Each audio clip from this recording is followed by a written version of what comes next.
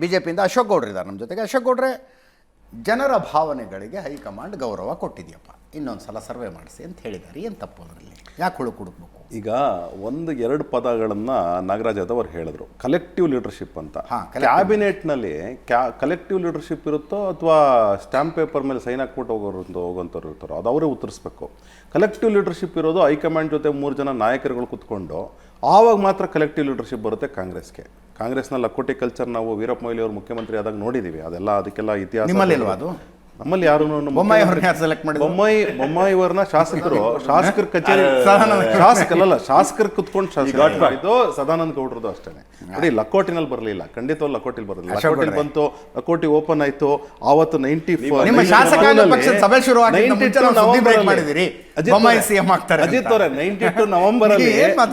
November TV ಮಾಧ್ಯಮ ಇರಲಿಲ್ಲ. ಆದ್ರೆ ಸಖತ್ ಸ್ವಾರಸ್ಯವಾಗಿ ಪತ್ರಿಕೆಗಳು ಬರೆಯೋರು. ನಾವೆಲ್ಲ ಅವತ್ತು ದಿನಾ ಪತ್ರಿಕೆ ಓದ್ತಿದ್ವಿ. ಇವಾಗಲಾದ್ರೂ ಒಂದು ಮೇನ್ ಓದ್ತಿದ್ವಿ, ಅವಾಗ ಫುಲ್ ಪತ್ರಿಕೆ ದಿನ ಓದ್ತಿದ್ವಿ. ಇರಲಿ, ಅದು ದೊಡ್ಡ ಲಕೋಟೆ ವಿಚಾರ. ಆದರೆ ಕಲೆಕ್ಟಿವ್ ಲೀಡರ್ಶಿಪ್ ಅಂತ ಕಾಂಗ್ರೆಸ್ನಲ್ಲಿ ನಿಜವಾಗ್ಲೂ ಇದೆಯಾ? ಕಲೆಕ್ಟಿವ್ ಲೀಡರ್ಶಿಪ್ ಇದ್ದಿದ್ರೆ ಶಾಸಕಾಂಗ ಪಕ್ಷದ ಸಭೆಗೆ ಗೌರವ ಕೊಡೋದು ಬಿಡೋದು ಆಯಾ ಪಕ್ಷಗಳಿಗೆ ಬಿಟ್ಟದ್ದು, ಅದನ್ನು ನಾವು ಚರ್ಚೆ ಮಾಡ್ತೀವಿ ಅಷ್ಟೇ. ಬಟ್ ಕ್ಯಾಬಿನೆಟ್ಗೆ ಗೌರವ ಕೊಡಿ, ಇದು ಪ್ರಜಾಪ್ರಭುತ್ವದ ಪ್ರಶ್ನೆ ಅಂತ ಹೇಳ್ತಾರೆ. ಲಾಸ್ಟ್ ಟೈಮ್ 2 ಸಭೆಗಳಾಯಿತು ಕ್ಯಾಬಿನೆಟ್ದು, ಸ್ಪೆಷಲ್ ಸಭೆಗಳಂತ ಕರೀತಾರೆ. ನಾವುಗಳು ಎಲ್ಲ ಪಾಯಿಂಟ್ಸ್ಗಳನ್ನ ಮಾಡಿಬಿಟ್ಟು ಕೊಟ್ಬಿಟ್ಟು ಅದನ್ನು ಎಲ್ಲರಿಗೂ ಹಂಚ್ರಿ. ಕ್ಯಾಬಿನೆಟ್ಟಲ್ಲಿ ಏನೇನು ಅವೈಜ್ಞಾನಿಕ ಏನಂತ ನಿಮ್ಮದೇ ಮಾಧ್ಯಮದಲ್ಲಿ ಹೇಳಿದ್ದೀನಿ. ಇನ್ನೂ ಒಂದು ರೀಸೆಂಟಾಗಿ ಒಂದು ಅವೈಜ್ಞಾನಿಕ ಕಂಡುಹಿಡಿದ್ವಿ. ಏನು ಅಂತಂದರೆ, SCಗಳಲ್ಲಿ ಇರ್ತಕ್ಕಂತಹ 179 ಜಾತಿ ಅಂತ ಏನು ಮಾಡಿದ್ರು, ಅದರಲ್ಲಿ 101 ಜಾತಿ ಅಂತ ಏನಿತ್ತು, ಅದರಲ್ಲಿರ್ತಕ್ಕಂಥ ಸಂಖ್ಯೆ ಏನಿತ್ತು ಅಂದರೆ 2011 ಸೆನ್ಸಸ್ ಆಗುತ್ತೆ, ಅದನ್ನು ಅವ್ರು ಹೊರಗಡೆ ಬರಲಿಲ್ಲ. ಆದರೆ RTI ಹಾಕಿ ತೆಗೆದುಕೊಂಡ್ವಿ. RTI ಹಾಕಿ ತೆಗೆದುಕೊಂಡು ಯಾವುದೋ ಸಮುದಾಯ SCನಲ್ಲಿದೆ, ರೈಟೋ ಲೆಫ್ಟೋ ಇದೆ. ಆ ಸಮುದಾಯದ 3661 ಯಾವುದೋ ಒಂದು ಸಮುದಾಯ, ನನ್ನದು I don't want to name it because ನನಗೆ ಗೊತ್ತಿಲ್ಲ ಅದು ಯಾವ್ದಾದ್ರು ಜಾತಿ ನೆನ್ನೆ ಬರುತ್ತಾ ಅಂತೇಳಿ. ಅದೇ 6500 ಅಂತ ತೋರಿಸ್ತಾರೆ. ಇನ್ನೊಂದು ಯಾವುದೋ ಸಮುದಾಯ 1000 ಇರೋದನ್ನ 500 ಅಂತ ತೋರಿಸ್ತಾರೆ. ಅಂದ್ರೆ ಯಾವ ರೀತಿ ಅವಮಾನ ಮಾಡ್ತಾ ಇದ್ದಾರೆ.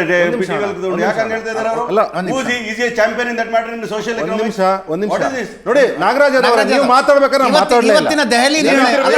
ನಾಗರಾಜ್ ಅವರೇ, ನೀವು ಡಿಸ್ಟರ್ಬ್ ಮಾಡತಕ್ಕಂಥವ್ರು ಒಂದು ನಿಮಿಷ, ನಿಮಗೆ ಡಿಸ್ಟರ್ಬ್ ಮಾಡತಕ್ಕಂಥ ನನಗೂ ಬರುತ್ತೆ. Nagaraj Yadav, please respect, please respect, please respect.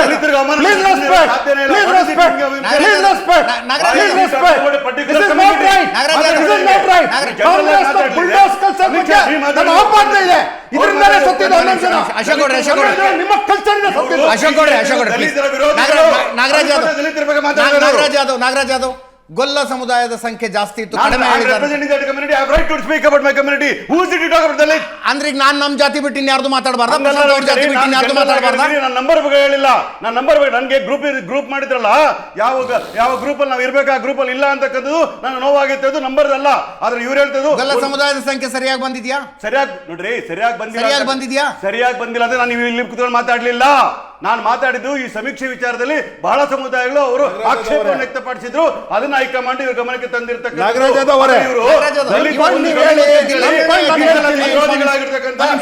ಒಂದು ನಿಮಿಷ, ಯಾರು ದಲಿತ ವಿರೋಧಿ? ನೀವು ತೋರಿಸ್ತಿದ್ದೀರಿ ಇದನ್ನ ಹೇಳಿದ್ರೆ ದಲಿತ ವಿರೋಧಿಗಳಾಗ್ಬಿಡ್ತಾರೆ. ಈ ಸಮೀಕ್ಷೆ ನಾವು ಪ್ರೂಫ್ ಸಮೇತ ಮಾತಾಡ್ತೀವಿ. ಮಾತಾಡಿ.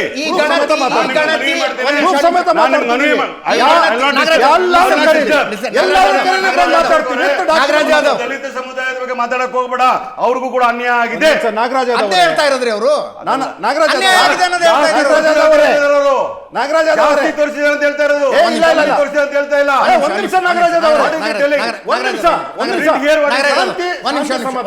ಶಾಂತಿ ಸಮಾಧಾನ. ಇವತ್ತಿನ ದೆಹಲಿ ನಿರ್ಣಯ ಇತ್ತಲ್ಲ, ಇನ್ನೊಮ್ಮೆ ಜಾತಿ ಗಣತಿ ಆಗಬೇಕು ಅನ್ನುವಂಥದ್ದು. ಈಗ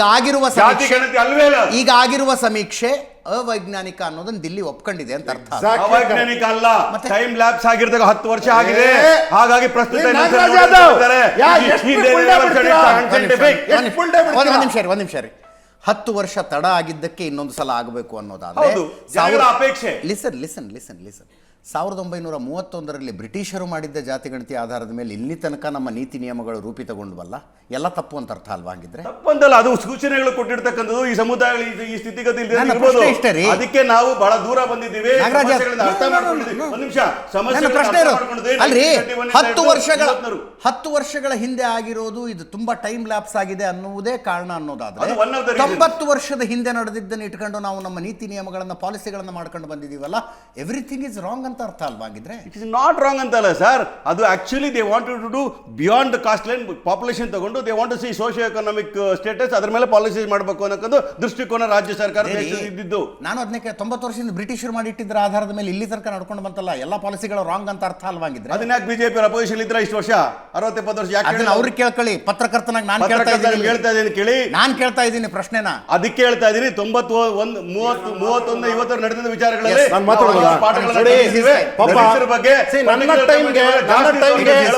ಟೈಮಿಗೆ ನೀವು ಲಗ್ಗೆ ಹಾಕಿ ಮಾತಾಡ್ತಿದ್ರಿ. ಲಗ್ಗೆ ಅಲ್ಲ brother. ನೋಡಿ Yes, ಇನ್ನೊಂದು ನೋಡಿ, ಅತ್ಯಂತ ಪ್ರಮುಖವಾಗಿ ಎಲ್ಲ ಸಮುದಾಯಗಳಲ್ಲೂ ಸಹ ಎಷ್ಟು ಅವೈಜ್ಞಾನಿಕ ತೋರಿಸಿದ್ದಾರೆ ಅಂತ ತಮ್ಮದೇ ಮಾಧ್ಯಮದಲ್ಲಿ ಹೇಳಿದ್ದೀನಿ. ಜೈನ್ಸಲ್ಲಿ 6 ಕಾಸ್ಟ್ ಅಂತ ತೋರಿಸ್ತಾರೆ, ಬುದ್ಧಿಸ್ಟಲ್ಲಿ 2 ಕಾಸ್ಟ್ ಅಂತ ತೋರಿಸ್ತಾರೆ. ಎಲ್ಲಿ ಇದೆಲ್ಲ ನಾವು ಕೇಳಿರಲಿಲ್ಲ, ಎಲ್ಲೂ ಇರಲಿಲ್ಲ ಇದು. ಆದರೆ ಈ ರಿಪೋರ್ಟಲ್ಲಿ ಇವೆಲ್ಲನೂ ಹೊರಕಂಡ್ವಿ. ಅದರ ಅರ್ಥ ಏನು ಅಂದರೆ, ಅಷ್ಟು ಅವೈಜ್ಞಾನಿಕ ಇತ್ತು, ಅಷ್ಟು ಅಸಂವಿಧಾನಿಕವಾಗಿತ್ತು. ಅದರಿಂದಾಗಿ ಇವತ್ತು ಏನು ನಿರ್ಧಾರ ತೆಗೆದುಕೊಂಡಿದ್ದಾರೆ, ಒಳ್ಳೆ ನಿರ್ಧಾರ ತೆಗೆದುಕೊಂಡಿದ್ದಾರೆ. ಅದು ಒಂದು ಕಡೆಗೆ. ಎರಡನೇದು, ಸ್ವಾಮಿ ಆವತ್ತು ಖರ್ಚು ಮಾಡಿದ್ರಲ್ಲ 186 ಕೋಟಿನೋ ಎಷ್ಟೋ ಖರ್ಚು ಮಾಡಿದ್ರಲ್ಲ, ಆಯಿತು, ಎಷ್ಟೋ ಕೋಟಿ ಖರ್ಚು ಮಾಡಿದ್ರಲ್ಲ, ಅದು ಎಲ್ಲಿಗೋಯ್ತು? ಎಲ್ಲಿಗೋಯ್ತು? ಪ್ರತಿ ಮನೆಗೂ ಹೋಗಿದ್ದೀವಿ ಅಂತ ಹೇಳಿದ್ರಲ್ಲ, ಆ ರಿಪೋರ್ಟ್ನ ಇವತ್ತರೆಗೂ ಕೇಳ್ತಾನಿದ್ದೀವಿ, ಯಾರು ಕೊಡ್ತಾ ಇಲ್ಲ. RTI ಹಾಕಿದ್ದೀವಿ, ಅದು ಕೊಡಲಿಲ್ಲ. ನಾವುಗಳೇ ಹಾಕಿದ್ದೀವಿ, ನಮ್ಮ ಒಂದಷ್ಟು ಜನ ಸ್ನೇಹಿತರುಗಳೇ ಹಾಕಿದ್ದಾರೆ, ಆದರೆ ಕೊಡಲಿಲ್ಲ. RTI ಕಮಿಷನರ್ನೋಗಿ ಭೇಟಿ ಮಾಡಿದ್ವಿ, ಎಲ್ಲಿ ರಿಪೋರ್ಟೇ ಇಲ್ಲ ಅಂತ ಹೇಳ್ತಾರೆ. ಪರ್ಸನಲ್ ಆಗಿ ಹೇಳ್ತಾರೆ, ಅದು ಬೇರೆ ವಿಚಾರ. ಅಂದ್ರೆ ಅರ್ಥ ಏನು ಅಂದ್ರೆ, ಜನಪ್ರತಿನಿಧಿಗಳು ಕೊಟ್ಟಿದ್ದಾರೆ, ಕ್ಯಾಬಿನೆಟ್ ಕೊಟ್ಟಿದ್ದಾರೆ, ಸಚಿವರು ಕೊಟ್ಟಿದ್ದಾರೆ. ಮಿಸ್ ಆಗಿದೆ ರೀ, ಅದನ್ನ ಹಿಂದುಳಿದ ವರ್ಗಗಳ ನಾಗರಾಜ್ ಅವರೇ, ನೀವು ಒಬ್ಬರೇ ಡೇಟಾ ಅಂತ ಡೇಟಾ ಮಿಸ್ ಆಗಿದೆ. Not that is saying report is not there. Report is given to the cabinet. Wait for some time. It will be public domain. This can be the same document can be used for a upcoming session. ಎಲ್ಲ cabinet ಸಚಿವರಿಗೆ ಕಾಪಿಯನ್ನು ಕೊಟ್ಟಿದ್ದಾರೆ. ನಾಗರಾಜ್ ಅವ್ರು race ಮಾಡ್ತಾ ಇರೋ ವಿಷಯ ಏನು, ನೀವು ಕೊಡ್ತಾ ಇರೋ ಆನ್ಸರ್ ಏನು? ನಾಗರಾಜ್, ಎಲ್ಲದಕ್ಕೂ ಬುಲ್ಡೋಸ್ ಮಾಡೋದು.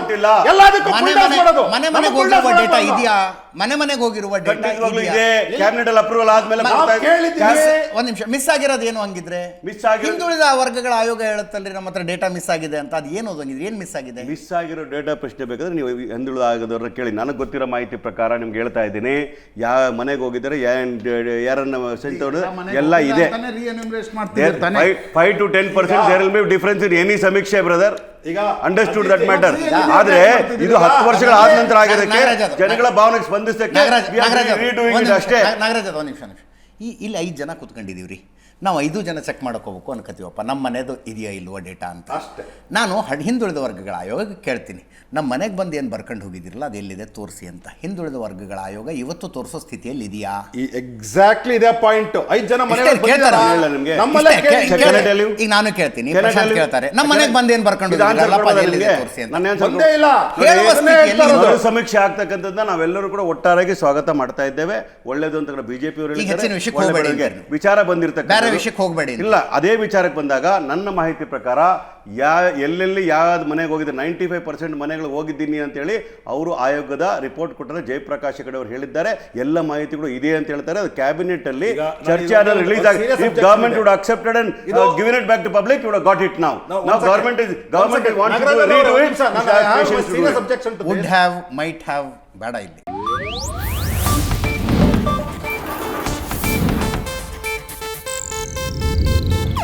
ಇದು ಏಷ್ಯಾನೆಟ್ ನ್ಯೂಸ್ ನೆಟ್ವರ್ಕ್ ಪ್ರಸ್ತುತಿ.